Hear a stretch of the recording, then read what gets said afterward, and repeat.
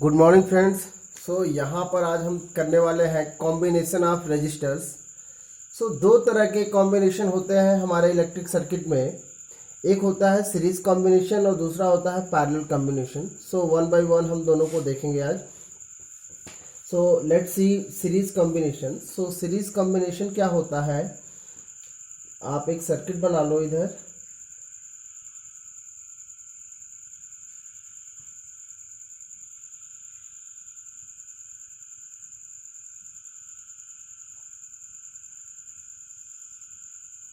आप इसको एक बैटरी से ऐड कर दो। ओके, यहाँ देखो, यहाँ पर हमने यहाँ पर भी ऐड कर दिया। यहाँ पे ये अपना एक इलेक्ट्रिक सर्किट है। इस सर्किट के अंदर हमने यहाँ पे एक R1, यहाँ पर R2 और यहाँ पर R3, 3 रजिस्टर्स हमने इसमें ऐड कर दी। ठीक है। सो इस पूरे सर्किट का जो रिजल्टेंट रेजिस्टेंस होगा वो हम एज्यूम कर लेते हैं कि R है। इसका जो कैपिटल R हम ले लेते हैं, इसका टोटल रेजिस्टेंस। हमने 3 छोटे छोटे रेजिस्टर्स लगा रखे हैं इस पूरे सीरीज में, और इसका रिजल्टेंट में इसकी टोटल जो रेजिस्टेंस होगा वो हमने R ले लिया है। तो इसका जो वैल्यू है वो कैसे फाइंड आउट करेंगे, लेट्स सी। सो यहाँ पर आप देख सकते हो कि यहाँ पर जो आपका I होगा, जो इलेक्ट्रिक करंट अगर इधर से जा रहा है वो इन तीनों से होके जाएगा। इट मीन जो I होगा, I will be same for all register.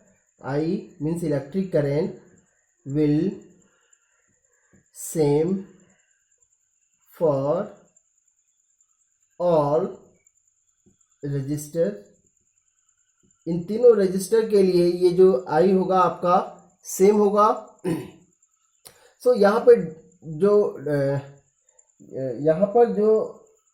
Differences होंगे वो किस में होंगे एक्चुअली। देखो, यहाँ पर मान लो ये एक पॉइंट है, ये एक पॉइंट है, ये एक पॉइंट है, ये एक पॉइंट है। तो यहाँ से देखो इलेक्ट्रिक करंट यहाँ से जा रहा है, तो यहाँ इसका यहाँ जो पोटेंशियल डिफरेंस है हम ले लेते हैं V1 है। यहाँ पर पोटेंशियल डिफरेंस क्या है आपका, V2 है। इन दोनों टर्मिनल्स के बीच में ये आपका V2 हो गया, और यहाँ से इसके बीच में ये V3 हो गया। ठीक है। सो अकॉर्डिंग टू आप ये ले लो, क्या बोलते हैं, ओम्स लॉ के अकॉर्डिंग आप देखोगे। देखो ये सर्किट आपको समझ में आ रहा है। ये यहाँ पे हमने सर्किट में 3 रजिस्टर्स अप्लाई कर दिए हैं, और उसके बाद उनके एजेस पे जो पोटेंशियल डिफरेंसेस हैं वो V1 है, V2 है, V3 है। सो यहाँ पर Ohm's law, by ohms law यहाँ पे आप बोल सकते हो, बाई ओम्स लॉ आप V1 की वैल्यू आप यहाँ से कैलकुलेट करो। V1 इक्वल्स टू क्या हो जाएगा, IR1 plus V2 equals to आपका हो जाएगा IR2, and V3 equals to हो जाएगा IR3। ओके, अगर हम एज्यूम कर लें कि इन तीनों का जो डिफरेंस है वो जो टोटल पोटेंशियल डिफरेंस वो भी है। सो हम कंप्लीट सर्किट के लिए हम यहाँ पे छोटे छोटे पार्ट्स में इसको डिवाइड किया हुआ है। ठीक है।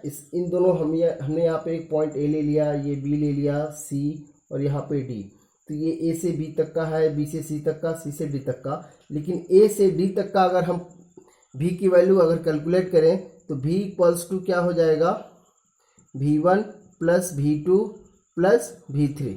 ओके, और इस V की वैल्यू कितनी हो जाएगी, IR।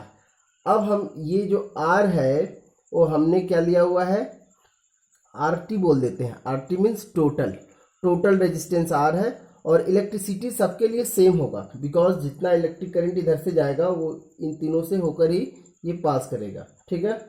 So IRT equals to क्या हो जाएगा, IR1 plus IR2 plus IR3। Okay, so इन तीनों में क्या कॉमन है, I कॉमन है, कॉमन ले लो आप। IRT इक्वल्स टू हो जाएगा आपका IR1 plus R2 plus R3। Okay, so I से I कैंसिल हो गया। RT इक्वल्स टू आपका क्या होगा, R1 plus R2 plus R3। सो ये फॉर्मूला आपको हमेशा याद रखना है। किसी भी सर्किट में अगर सीरीज कॉम्बिनेशन में यहाँ पे हमने केवल 3 रेजिस्टर्स लगाए हुए हैं, अगर मान लो 50 रेजिस्टर्स हो तो आप वहाँ पे RT इक्वल्स टू बोल सकते हो R1 plus R2 plus R3। ये जितने भी रजिस्टर होंगे, ये R50 है तो 50 तक जाएगा, अगर ये RN तक जा रहा है तो RN तक जाएगा ये, तो ये आपको याद रखना है। अब इस पे क्वेश्चंस भी आते हैं, लेकिन क्वेश्चन सीरीज और पैरेलल कॉम्बिनेशन दोनों को मिला के आते हैं, ठीक है। तो इस तरीके से हम फाइंड आउट करते हैं ये जो टोटल रेजिस्टेंस हो जाएगा किसी सर्किट में R1 plus R2 plus R3। Okay, now C second one is parallel combination. So parallel combination में क्या होता है, resistance connected in parallel. So parallel में क्या होता है, आप एक सर्किट बना लो पहले, ये पॉजिटिव टर्मिनल या ये नेगेटिव टर्मिनल। अब यहाँ पर आप 3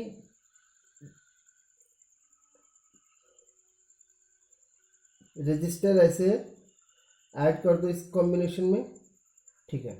ये देखो, ये अपना हो गया सर्किट। इसको ले लेते हैं R1, ये ले लेते हैं R2, ये ले लेते हैं R3। अब यहाँ पर पोटेंशियल अपना ये पोटेंशियल इसका भी है, ये पॉजिटिव नेगेटिव टर्मिनल है।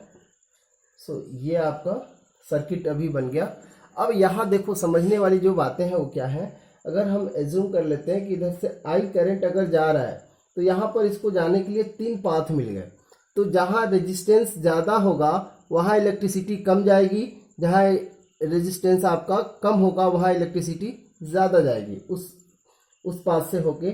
सो यहाँ पे हम एज्यूम कर लेते हैं कि ये I1 है, इधर से होके I2 जाएगा, इधर से होके I3 जाएगा। अब यहाँ पर अगर टर्मिनल की बात करें, अगर ये हमारा पॉइंट A है और ये कोई पॉइंट B है, तो इन दोनों पॉइंट में, इन तीनों के लिए जो पोटेंशियल डिफरेंसेज होंगे वो सेम होंगे। सो उस सीरीज वाले में हमने देखा था I क्या था, सेम था, यहाँ पे ये भी सेम हो जाएगा फॉर ऑल। तो यहाँ पे आप बोल सकते हो V will same for all, same for all, ठीक है। सो अब फिर से आप ओम्स लॉ यहाँ पे लगा लो, according to Ohm's law, according to Ohm's law, Ohm's law यहाँ पर अप्लाई करो। तो यहाँ पर एक्चुअली हो क्या जाएगा आपका, V equals to I1 R1। सो आप इसको ऐसे बोल सकते हो कि I1 इक्वल्स टू क्या हो जाएगा, I1 equals to V upon R1। Similarly we can do for I2 equals to V upon R2, I3 equals to V upon R3, ठीक है। अब यहाँ देखो आप, अब इसका टोटल जो रेजिस्टेंस है, अब टोटल रेजिस्टेंस मान लो आपका कैपिटल R है, टोटल रेजिस्टेंस इसका जो है वो कैपिटल RT आपने ले लिया, RT का मतलब है R टोटल रेजिस्टेंस टोटल। सो वहाँ से, और ये I है अपना टोटल। सो यहाँ पर आप क्या राइट कर सकते हो, V इक्वल्स टू, या आप राइट कर लो। सो यहाँ पर हम ये बोल सकते हैं जो टोटल अपना इलेक्ट्रिक करंट है I इक्वल्स टू क्या हो जाएगा, I1 plus I2 plus I3। इसको किरचॉफ लॉ भी बोलते हैं। आप हायर क्लासेस में जाओगे तो ये किरचॉफ लॉ पढ़ोगे आप। किरचॉफ लॉ वो यही होता है कि किसी जंक्शन पे जो इलेक्ट्रिक करंट आता है और जो डिवाइड होता है, इन तीनों का सम इसके इक्वल हो जाएगा, ठीक है। सो इसकी वैल्यू क्या हो जाएगी, इसकी जो वैल्यू होगी V अपॉन RT हो जाएगी। V upon RT equals to, ये I1 की वैल्यू यहाँ से पुट कर दो आप, I1 I2 I3 की वैल्यू यहाँ पे पुट कर लो। तो V upon R1 plus V upon R2 plus V upon R3। So यहाँ पर V कॉमन है, ले लो आप V common. V upon RT equals to क्या हो जाना है, V कॉमन ले लो आप सब में, तो 1/R1 plus 1/R2 plus 1/R3, ठीक है। सो ये V से V आपका कैंसिल हो जाएगा। सो आपका जो फाइनल फार्मूला हो जाएगा 1/R1 plus 1/R2 plus 1/R3। ठीक है, ये कभी कभी प्रूफिंग करने के लिए भी आता है, पूछता है एग्जाम में कि find out the total resistance of a series, the resistors are connected in parallel और सीरीज। तो इस तरीके से आप इसकी प्रूफिंग करोगे। अगर मान लो यहाँ तो 3 है, अगर 50 हो या ज़्यादा से ज़्यादा हो, मीन्स कि अगर और भी ज़्यादा हो तो आप ऐसे बोल सकते हो कि 1/RT equals to 1/R1 plus 1/R2 plus 1/R3, और इसको मैं डॉट डॉट कर सकता हूँ कि जितने भी रजिस्टर्स होंगे वो पैरेलल कॉम्बिनेशन में हम इस तरीके से फाइंड आउट करेंगे। ओके, अब नेक्स्ट टॉपिक देखो आप। चलिए, अपने पास अभी एक क्वेश्चन है, ये अपना एक सर्किट दिया हुआ है, इसका टोटल रेजिस्टेंस फाइंड करना है। इसका हमें क्या फाइंड करना है? टोटल रेजिस्टेंस, टोटल आर की वैल्यू फाइंड आउट करनी है। ठीक है, तो सबसे पहले हम कैसे कंप्लीट सर्किट बनाएंगे? कंप्लीट सर्किट कैसे बनेगा, यहाँ देखो आप, ये और इन तीनों का रिजल्टेंट ये इसके क्या है, पैरेलल, सॉरी सीरीज में है, मीन्स ये तीनों पैरेलल में है, और फिर ये और ये इन तीनों को मिला के और ये तीनों सीरीज में हो जाएंगे। तो सबसे पहले आप इसका रिजल्टेंट फाइंड आउट करो। इसको मान लो ये R1 है, ये R2 है, ये R3 है, ये R4 ले लो और ये R5 ले लो, और इसका जो रिजल्टेंट है वो ले लो आप R6 ले लो। ठीक है, या R ले लो, क्या ले लो आप? R ले लो। ठीक है, तो यहाँ आप बोल सकते हो, डायरेक्टली राइट करो, आपको कोई स्टेटमेंट राइट करने की जरूरत नहीं है। 1/R इक्वल्स टू, आपको ये पता है ये तीनों किस में है? पैरेलल में। तो पैरेलल का रिजल्टेंट कैसे फाइंड आउट करते हैं? 1/R equals to 1/R1 plus 1/R2 plus 1/R3। So ये 1/R इक्वल्स टू कितना हो जाएगा? 1/3 प्लस 1/3 प्लस 1/3, तो ये आपका हो जाएगा 3/3, तो ये आ गया आपका 1। तो 1/R इक्वल्स टू 1, तो this implies that R equals to 1 ohm. अब इसका इन तीनों का रिजल्टेंट कितना आ गया? 1 ओम आ गया, 1 ओम। अब ये R और ये R4 एंड R5, अब यहाँ पे राइट कर सकते हो, R4 and R5 are in series combination, are in series combination, series combination। और सीरीज कॉम्बिनेशन का अभी आपने फार्मूला देखा था, R इक्वल्स टू क्या था? R1 plus R2 plus R3। ठीक है, तो ये वाला फार्मूला आप अप्लाई करो, आप चाहो तो फार्मूला ये राइट कर सकते हो। फिर ये आपका क्या हो जाएगा? टोटल RT, आप सर्किट क्या हो जाएगा? R4 plus R plus R5। अब यहाँ से R की वैल्यू आ गई है 1 ओम, R4 की है 3 और इसका है 3, तो ये आपका 3 ओम प्लस 1 ओम प्लस 3 ओम। सो ये आपके कितने हो जाएंगे? 7 ओम। सो ये आपका RT, ये टोटल आपका कितना हो गया? 7 ओम हो गया। ये आपका आंसर हो गया, यही आपको फाइंड आउट करना था। ये टोटल सर्किट का जो रेजिस्टेंस होगा वो कितना हो जाएगा? 7 ओम हो जाएगा। Okay, now see next topic. So यहाँ पर बहुत ही इंपॉर्टेंट टॉपिक है, इफेक्ट ऑफ इलेक्ट्रिक करंट। कौन कौन से इफेक्ट्स होते हैं इलेक्ट्रिक करंट के? सो यहाँ पर पहला इफेक्ट है वो हीटिंग इफेक्ट है।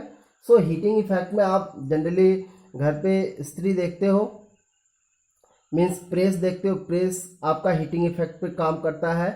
सो और भी डिवाइसेस हैं, जो हीटर है आपका वो हीटिंग इफेक्ट है, हीटर हो गया आपका, हीटिंग इफेक्ट पे वर्क करता है। सो और भी डिवाइसेस हैं जो इस पे वर्क करते हैं, मैग्नेटिक इफेक्ट। जितने भी रोटेटिंग डिवाइसेस हैं रोटेट करते हैं, मीन्स फैन हो गया आपका, ये फैन हो गया, वॉशिंग मशीन हो गया, ग्राइंडर हो गया, या फिर मिक्सर, जूसर, जो भी है, जो भी रोटेट करता है वो आपका magnetic effect of electric current पे वर्क करता है।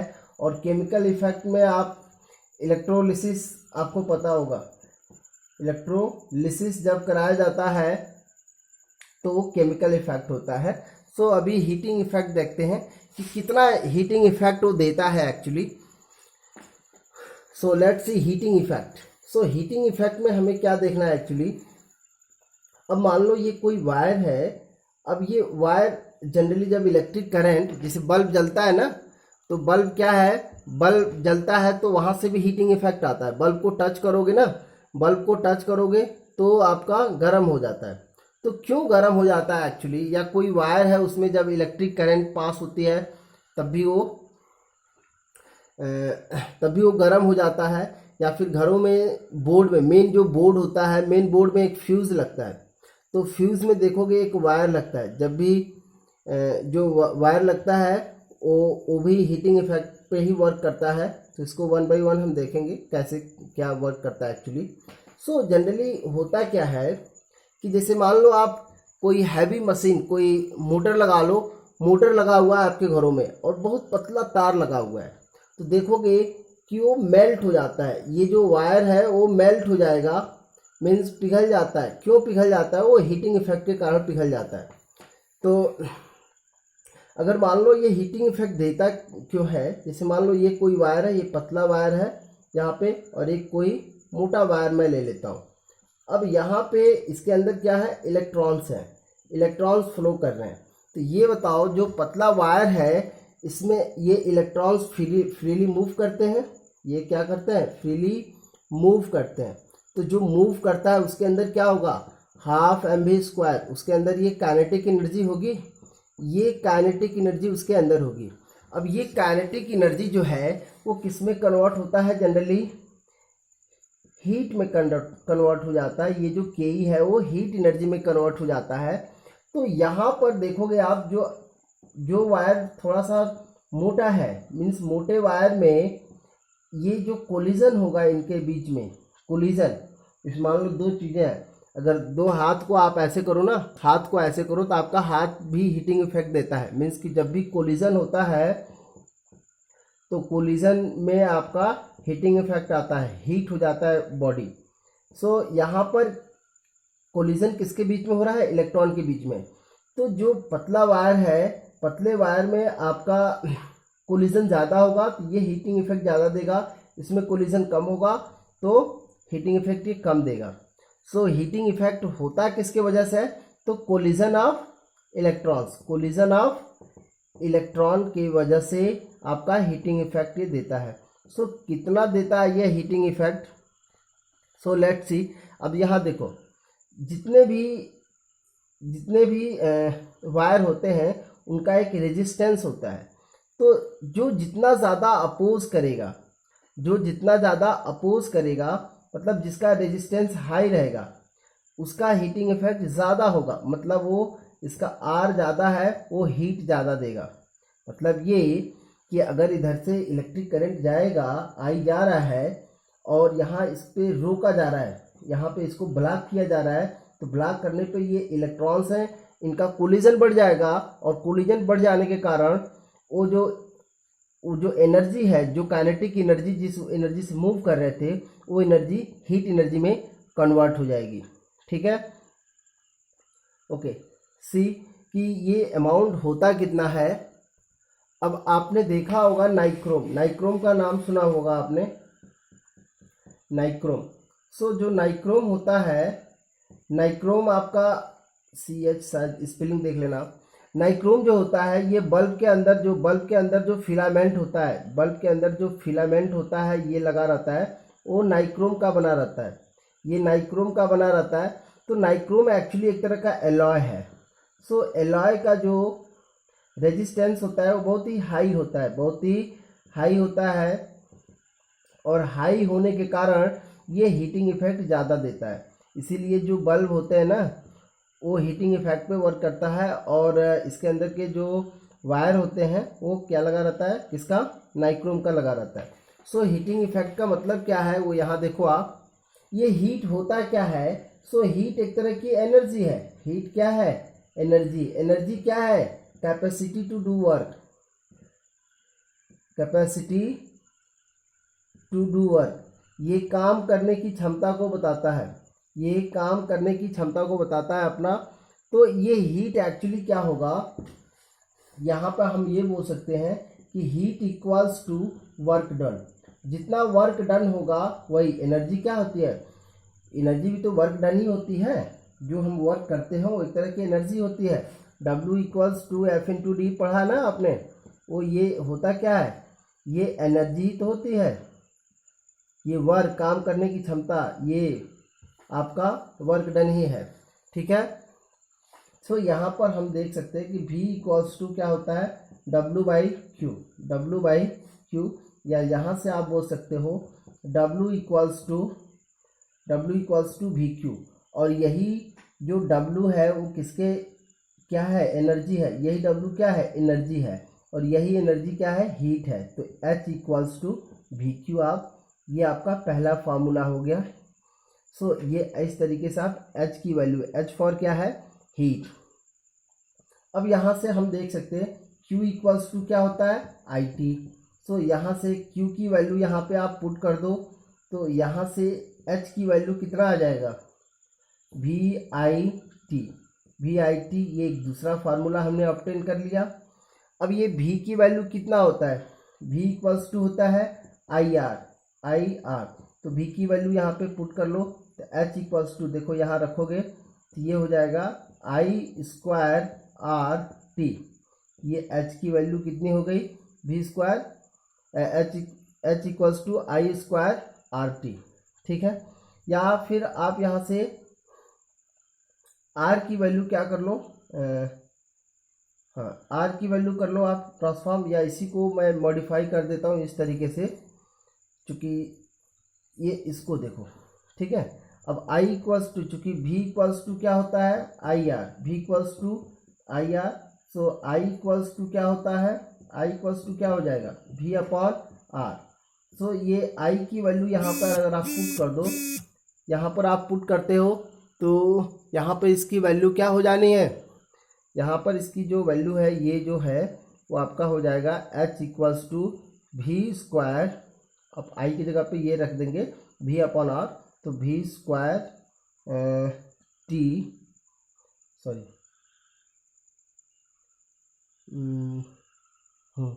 Square T upon R। अब ये जो हीटिंग इफेक्ट है, अब यहाँ देखो ये जो हीट है वो किस पे डिपेंड करता है एक्चुअली, तो रेजिस्टेंस पे, आप बोल सकते हो टाइम पे, या और उस पे वोल्टेज पे। अगर आपका वोल्टेज कम है, घरों पे देखते हो ना कभी कभी लाइट बहुत डीम आती है लाइट, तो डीम लाइट आती है या कम वोल्टेज होता है तो बल्ब बहुत थोड़ा सा जलता है, तो बल्ब को टच करोगे तो उतना ज़्यादा वो हीट नहीं होता है, और बल्ब जितना देर ज़्यादा जलेगा, मतलब ये कि आप बल्ब जलाए और तुरंत बुझा दिए तो आपका वो उतना ज़्यादा हीटिंग इफेक्ट नहीं देगा, लेकिन वही घंटों तक जलता रहेगा तो उसमें हीटिंग इफेक्ट ज़्यादा आएगा। Okay, got it. सो हम यहाँ पर देख सकते हैं कि ये जूल्स लॉ ऑफ हीटिंग का मतलब ये है कि H इक्वल्स टू, हमने देखा अभी I स्क्वायर RT। जनरली इस फॉर्मूले से हम joules law of heating find out कर सकते हैं। सो ये इसका स्टेटमेंट क्या है, सो यहाँ पर देखो जूल्स लॉ ऑफ हीटिंग क्या कहता है, यहाँ से हम H की वैल्यू एक्चुअली फाइंड आउट करते हैं। So heat generated in conductor is directly proportional to the square of electric current, resistance of conductor and time for which current is passed. इसका मतलब ये है, जो ये H है, H is directly proportional to I square, H is directly proportional to R, H is directly proportional to time. Means ये कि किसी भी कंडक्टर में अगर आपको हीटिंग इफेक्ट चाहिए तो आपको जो उसमें इलेक्ट्रिक करंट है वो ज़्यादा करना पड़ेगा। मीन्स इलेक्ट्रिक करंट जितना ज़्यादा होगा, और इलेक्ट्रिक करंट ज़्यादा कब होता है, जब वोल्टेज ज़्यादा होता है। जब वोल्टेज ज़्यादा होता है या पोटेंशियल डिफरेंस जब ज़्यादा होता है तो इलेक्ट्रिक करंट ज़्यादा फ्लो होता है। सेकंड, रेजिस्टेंस का मतलब कि उसमें रुकावट ज़्यादा होना चाहिए, जितना ज़्यादा रेजिस्टेंस होगा उतना ज़्यादा वो हीटिंग इफेक्ट देगा। और टाइम, अब ये नहीं कि आपने प्रेस जलाया और तुरंत बंद कर दिया तो आपका वो हीटिंग इफेक्ट देगा, नहीं, आप कुछ देर तक उसको ऑन करते हो, फिर जाके वो हीट होता है, फिर वो हीटिंग इफेक्ट देता है, आप तब जाके कपड़े प्रेस कर पाते हो। ठीक है, तो ये जो हीटिंग इफेक्ट है वो दूसरा ये था अपना। सो पॉज करके आप इसको नोट डाउन कर सकते हो अपने कॉपी में। अभी हम देखेंगे power. So let's see power. So power होता क्या है, ये electric power. So power actually होता क्या है, काम करने की रफ्तार। देखो पावर हम कैसे आइडेंटिफाई कर पाते हैं किसी मशीन की, जिसकी काम करने की रफ्तार, ये देखो काम करने की रफ्तार अगर कोई एक सेकंड में 2 पंच मारता है और 2 पंच ले लो, इधर स्पेलिंग गलत है, 2 पंच, और कोई 1 सेकंड में 5 पंच मारता है, तो हम क्या बोलेंगे कि इसकी पावर ज़्यादा है क्योंकि इसकी रफ्तार ज़्यादा है। तो एक्चुअली जो इलेक्ट्रिक पावर होता है, हम ये बोल सकते हैं कि ये काम करने की जो रफ्तार है, हम उसको इलेक्ट्रिक पावर बोलते हैं। ठीक है। अब कोई छोटा मशीन है वो कम काम करता है, कोई बड़ा मशीन है तो कम काम करता है। जैसे आपने पंपिंग सेट इंजन का नाम सुना होगा, तो उसमें 5 हॉर्स पावर के आते हैं मशीन, 5 हॉर्स पावर के हैं, कोई 7 हॉर्स पावर का है और कोई 8 हॉर्स पावर का है।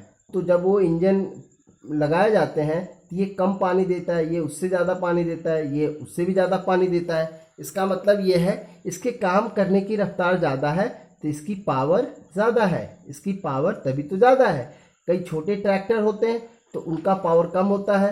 अब कोई जेसीबी मशीन ले लो, उसकी पावर क्या है, ज़्यादा है, क्योंकि उसके काम करने की रफ्तार ज़्यादा है। तो इट इज़ डिनोटेड, पावर जो है वो एक्चुअली हम कैसे डिफाइन करते हैं, तो पावर इक्वल्स टू जो होता है, power equals to work upon time, work upon time.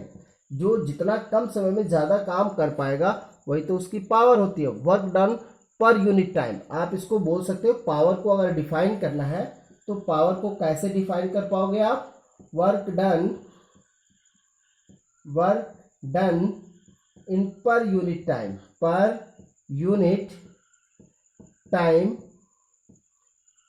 Is called power, work done in per unit time is called power. इसको हम पावर बोल देंगे। ठीक है। अब यहाँ देखो पावर, अब पावर का फॉर्मूला यहाँ से हम क्या फाइंड आउट कर सकते हैं, तो इसकी जो यूनिट होती है एक्चुअली, एसआई जो यूनिट होती है पावर की, वो होती है वाट। ये क्या होती है, वाट, और इसको हम डब्ल्यू से रिप्रेजेंट करते हैं जनरली। सो यहाँ पर हमने देखा था कि W इक्वल्स टू क्या होता है, VIT। अभी लास्ट टाइम हमने देखा था P इक्वल्स टू W/T, और ये जो W है वो कितना होता है, VIT, और ये अपॉन T, तो T से T कट गया, तो P इक्वल्स टू क्या आ गया, अपना पहला formula VI। P equals to क्या आ गया, VI, और V इक्वल्स टू क्या होता है, IR, V equals to IR। तो P इक्वल्स टू फिर से आप क्या राइट कर सकते हो, यहाँ पर V की वैल्यू आप ये पुट करोगे तो I²R, P इक्वल्स टू क्या आ जाएगा, I²R, या फिर आप I की वैल्यू रिप्लेस कर सकते हो। सो I की वैल्यू क्या होती है, I इक्वल्स टू क्या होती है, V/R। So this P will become, अब P इक्वल्स टू क्या हो जाएगा, V, और ये I के जगह पे V/R, V/R यहाँ पे रखोगे तो आप इसको बोल सकते हो P इक्वल्स टू V²/R। सो ये कुछ फार्मूलाज हैं जो आपको याद रखने हैं, क्योंकि यहाँ से न्यूमेरिकल क्वेश्चंस आते हैं। अब इसके जो यूनिट्स हैं, और भी अलग अलग तरह के यूनिट्स होते हैं। जैसे ये आपका जो SI यूनिट है आपका क्या हो गया, वाट। अब ये यूनिट होता है किलोवाट, KW, तो किलोवाट मीन्स 1000 वाट। ठीक है। फिर एक होता है यूनिट आपका 1 HP, हॉर्स पावर, HP लिखा रहता है, जितने भी इंजन्स आते हैं वो HP में डिनोट किए आते हैं। तो 1 HP इक्वल्स टू 746 वाट होता है, ये भी आपको याद रखना है। प्लस आपका वो भी होता है, क्या बोलते हैं, 1 कैलोरी, अच्छा नहीं वो तो आपका एनर्जी हो जाएगा, जनरली देख लो, 1 कैलोरी इक्वल्स टू होता है KCAL, कैलोरी इक्वल्स टू होता है 4.18 जूल, ये होता है, या फिर 4.2 बोल सकते हो। किसी बुक में ये दिया रहता है, किसी बुक में ये दिया रहता है, तो यह आपको हमेशा ध्यान में रखना है। और यहाँ से एक क्वेश्चन आता ही आता है, बहुत ही इंपॉर्टेंट टॉपिक है इलेक्ट्रिक पावर। सो अब ये जो घरों में आपके जो इलेक्ट्रिसिटी का बिल आता है, तो उस बिल को हम एक्चुअली मेजर किस में करते हैं, यूनिट में। हम बोलते हैं ना कि कितना यूनिट बिजली आपने या इलेक्ट्रिसिटी कंज्यूम हुआ, तो हम बोलते हैं कि 10 यूनिट या 50 यूनिट। आप सुनते हो कि दिल्ली गवर्नमेंट ने 600 यूनिट फ्री कर रखा है। तो यूनिट होता क्या है एक्चुअली, तो ये यूनिट जो है वो इलेक्ट्रिक एनर्जी की एक तरह की यूनिट है, मींस इससे हम मेजर करते हैं। तो जो 1 यूनिट होता है वो क्या होता है, किलो वाट आवर। किलो वाट आवर मीन्स 1 किलो वाट आवर। सो वाट को हम किलो वाट में ले लेंगे और जो टाइम है उसको आवर में ले लेंगे, तो वही होता है अपना kilo watt hour, unit to measure electrical energy. पूछा जाता है कि इन इलेक्ट्रिकल एनर्जी को हम किस में मेजर करते हैं, तो आप बोल सकते हो 1 यूनिट में, किलो वाट आवर में। ठीक है, तो ये एक्चुअली होता क्या है कि P equals to W by T होता है। पावर इक्वल्स टू क्या होता है, P equals to W by T.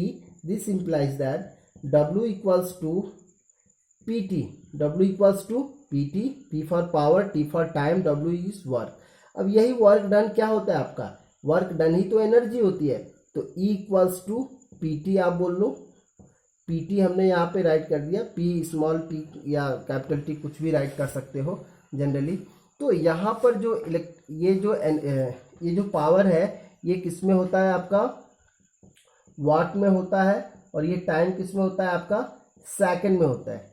ठीक है, तो इसी सेकंड को, और ये एनर्जी ये इसमें किस में होता है, जूल में होता है। ये एनर्जी अपना जूल में होता है। तो जब भी इस तरह के ये स्टेटमेंट्स दिए हो और इसको हमें किस में कन्वर्ट करना हो, यूनिट में कन्वर्ट करना हो, ये इसका एसआई यूनिट है एनर्जी का, joule. SI unit of power is what, और टाइम का एसआई यूनिट होता है सेकंड। अब इसको यूनिट में अगर आपको कन्वर्ट करना हो, तो ये 1 यूनिट कब हो जाएगा, 1 यूनिट कब हो जाएगा, या यूनिट में कब आ जाएगा ये, जब इसको हम इस किलो वाट को आप बोल सकते हो, किलो वाट को आप कन्वर्ट कर लो, वाट को किलो वाट में कन्वर्ट करने के लिए ये के डब्ल्यू हो जाएगा अपॉन 1000। ठीक है, और ये सेकंड कब हो जाएगा, आवर में कैसे हो जाएगा, जब इसको 3600 से डिवाइड कर देंगे। ठीक है, और ये अपना इधर क्या है, जूल। ये अपना इधर क्या है, जूल। तो ये किलो वाट आवर क्या हो जाएगा, यहाँ पर ये क्या हो गया, के डब्ल्यू आवर, और ये इधर आ जाएगा 1000 इंटू 3600 इंटू जूल। तो यही जो अपना किलो वाट आवर है, यही तो है अपना 1 यूनिट, यही 1 यूनिट है। सो यहाँ पर देखो कितने जीरो है, 1 2 3 4 5, तो 36 इंटू 10⁵ जूल। ठीक है, तो ये एक रिलेशन भी होता है इसमें, या इसी को ऐसे हम बोल सकते हैं कि 1 यूनिट इक्वल्स टू आपका हो जाएगा 3.6 इंटू 10⁶ जूल। ठीक है, सो ये एसआई यूनिट और इसमें इसके यूनिट में ये रिलेशन होता है। अब यहाँ पर देखो आप, तो यहाँ से भी बहुत सारे क्वेश्चंस आते हैं, अभी हम बहुत सारे क्वेश्चंस देखने वाले हैं। सो यहाँ देखो एप्लीकेशन ऑफ इलेक्ट्रिक इफेक्ट। सो कौन कौन से अप्लायंसेज आप यूज़ करते हो घरों पे, यहाँ पे मैं दे देता हूँ। आपका जो हेडिंग है वो हो जाएगा application of electric effect. Electric effect तो कौन कौन से, जैसे मान लो आपका आयरन हो गया, ठीक है, आयरन वही प्रेस, ये हो गया बल्ब, या आपका फ्यूज हो गया। ठीक है, तो ये आयरन क्या होता है एक्चुअली, आयरन क्या होता है, ये आप इस तरीके का देखे होगे, इसमें हैंडल वगैरह, अब थोड़ा शेप वगैरह देख लेना क्या होता है। उसमें माइका लगा रहता है, प्लस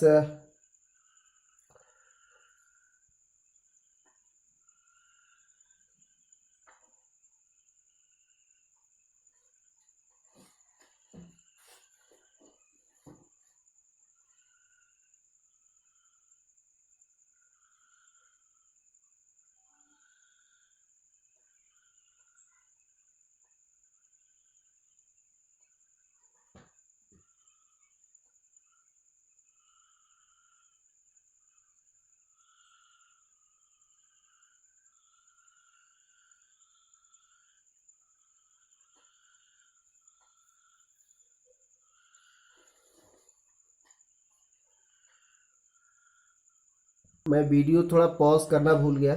सो यहाँ पर देखो जो आयरन होता है, सो आयरन के अंदर जो वायर यूज होता है, जो वायर यूज होता है वो हीट का गुड कंडक्टर होता है, हीट का good conductor of heat, good conductor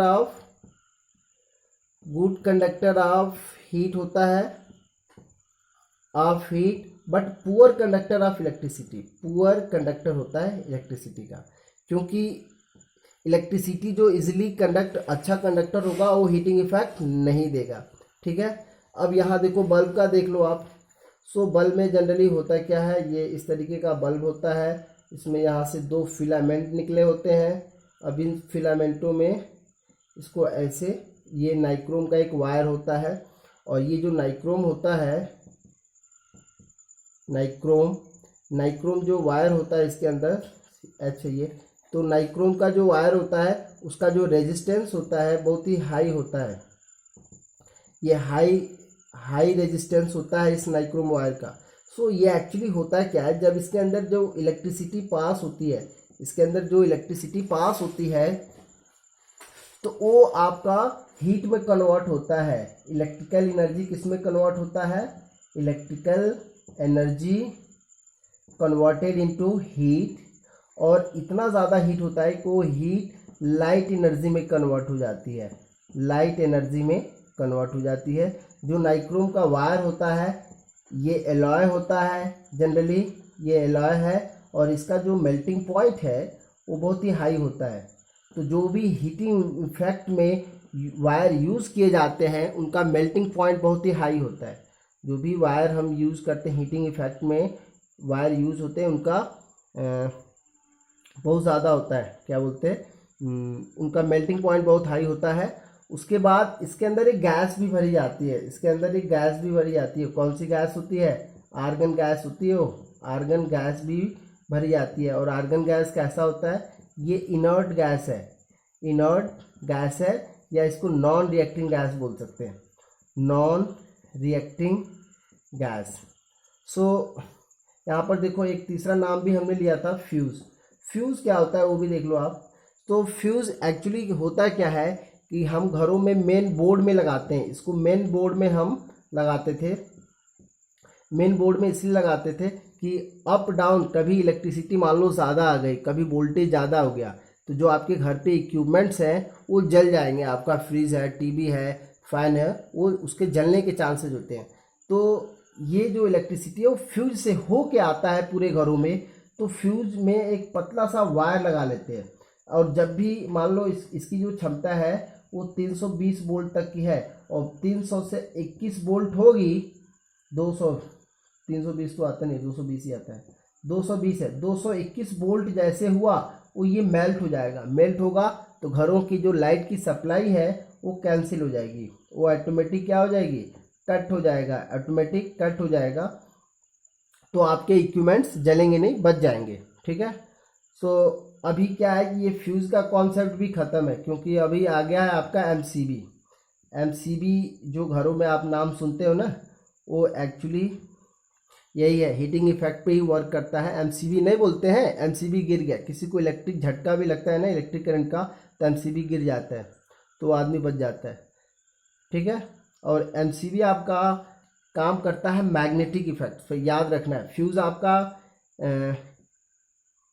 heating effect पे वर्क करता है, जबकि जो एमसीबी है वो आपका मैग्नेटिक इफेक्ट पे वर्क करता है। इसकी जो मैग्नेटिक क्या मैकेनिज्म है वो भी मैं बता दूंगा आपको। हालांकि नेक्स्ट चैप्टर आपका यही पढ़ना है, magnetic effect of electric current, पूरा एक चैप्टर ही पढ़ना है आपको। सो अभी आज का सेशन हम यहाँ ख़त्म करते हैं, क्योंकि इससे लंबा वीडियो होगा ना तो फिर ये अपलोड होने में बहुत प्रॉब्लम क्रिएट करता है। सो नेक्स्ट वीडियो 1 या 2 दिन में, कल या परसों में मैं अपलोड करूँगा, जो आपका कंप्लीट न्यूमेरिकल कवर करेगा। जितने भी न्यूमेरिकल्स हैं मैं आपका कराने वाला हूँ नेक्स्ट वीडियो में। सो ये आई होप कि ये आपको वीडियो पसंद आए और इसको शेयर करो आप लोग। Okay, thank you, have a nice day.